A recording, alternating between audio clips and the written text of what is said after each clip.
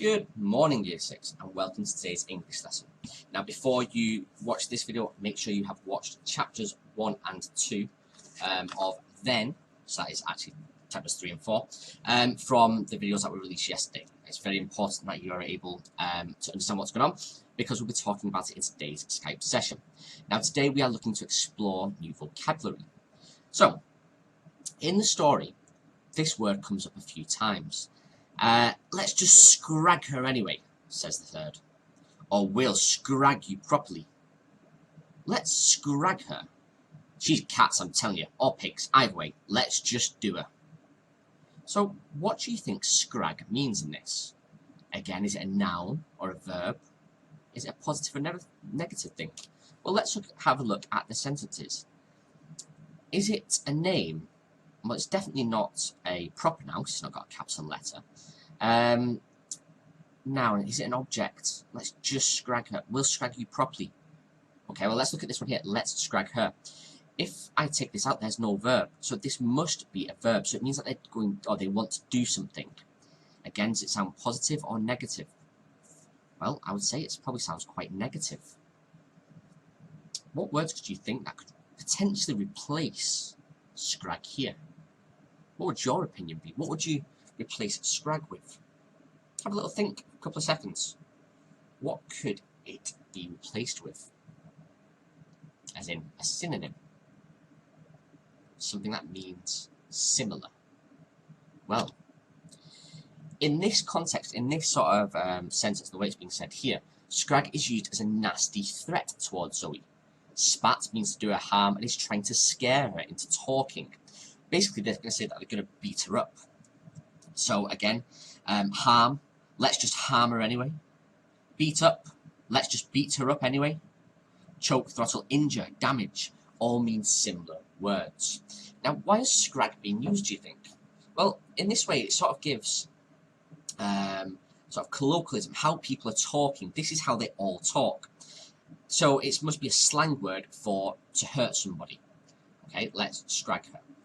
So these words and how we use them have deep effect.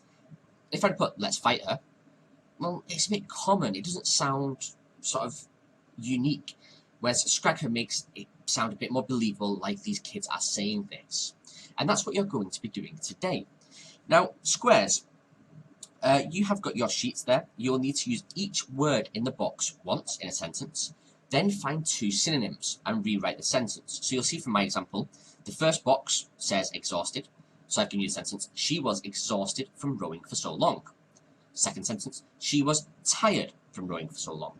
You'll need to rewrite the sentence again using a different synonym. So something, a word that means similar, but is obviously a different word. And then you will need to choose your favourite sentence. You can maybe put a little star or a little arrow to your favourite sentence in there. So squares, that's what you will need to do. You will need to send your work to me as soon as it's finished. Triangles and circles, you have got the same quote cards sheet, which has got about 11 sentences on there. You'll need to choose some of these sentences. And triangles, you will need to choose a sentence, and then with the underlined word, you will need to rewrite it twice. So write the sentence at the top. You'll notice that the words are underlined. Change the underlined word to a different synonym twice, and then explain to me why the author has used this original word. Okay, it's authored there, I apologise. Author. Explain why the author used this original word in the box at their side. You'll need to do that for 5 different quotes from that sheet. Again, when your work's finished, send it to me. And circles. You've got slightly more boxes there. You will have to choose sentences from the quote sheet. You'll have to then just write in the word at the side and give me a definition for that word. Then write the sentence again, but using a different synonym. Okay? As soon as you have done that, send your work to me. And then everybody will need to listen to then chapters 3 and 4. It's important that you listen to them today because you'll need them for your work tomorrow. So, do your work, then listen, send the work to me, and then listen to then chapters 3 and 4, which are available on YouTube. So Year 6, thank you very much. We'll talk more about what happened in chapters 1 and 2 this morning. Have a lovely session. If you need any help, please just send me a message and I will get back to you as quickly as I can.